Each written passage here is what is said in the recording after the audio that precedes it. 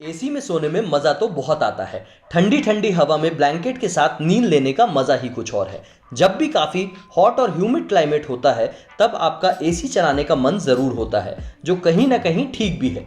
कभी वक्त ज़रूरत पड़ने पर एक average cooling temperature around 25 degree तक आप एसी यूज़ कर सकते हैं, पर उससे कम टेम्परेचर में एसी चलाना या रोज़ एसी में रात भर और दिन भर सोना आपके लिए कुछ मेजर साइड इफ़ेक्ट्स लाता है, जिनको वन बाय वन मैं बताऊंगा अपने इस वीडियो में। Number 1, pain in joints. पहली बात, अगर आप ऑलरेडी अर्थराइटिस के पेशेंट हैं तो एसी आपके जॉइंट स्टिफनेस को बढ़ाने में पूरा योगदान देगा, और अगर आपको ऐसी कोई प्रॉब्लम नहीं है तो भी लॉन्ग रन में लो एयर प्रेशर जॉइंट्स के आसपास के सॉफ्ट टिश्यूज को एक्सपैंड करेगा और जॉइंट्स को बैडली इंपैक्ट करेगा, जो कि आगे चल के फ्रीक्वेंट स्प्रेन्स, स्ट्रेन्स या मसल स्पाज्म का भी कारण बन सकता है।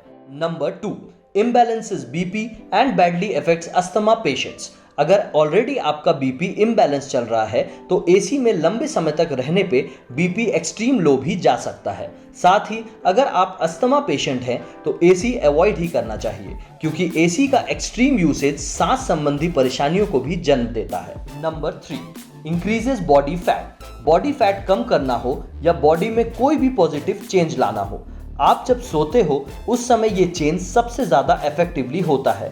अब यहाँ जब मैं बॉडी फैट की बात कर रहा हूँ तो उसी के कॉन्टेक्स्ट में समझते हैं।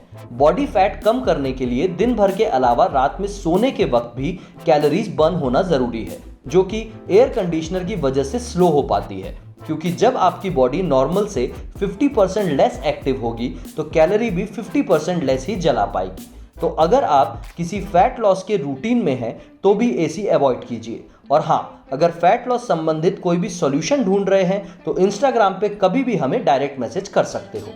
Number 4, bad blood flow.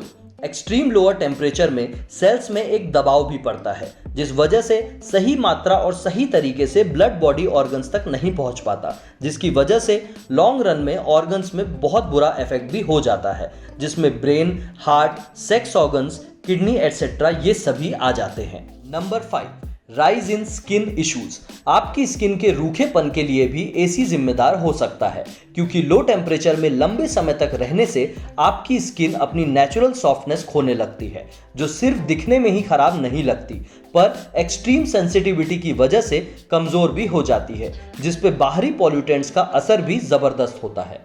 इन 5 प्रॉब्लम्स के अलावा बुखार, थकावट वगैरह भी ज़्यादा एसी इस्तेमाल करने वालों के लिए आम बात है। अगर आपको भी सुबह उठने पर वीकनेस का अनुभव होता है तो मेरी ये वीडियो एक बार ज़रूर देखिएगा। मिलते हैं कल सुबह अपने 7 to 8 एक्सरसाइज सेशन में और किसी नए हेल्थ सॉल्यूशन के वीडियो में।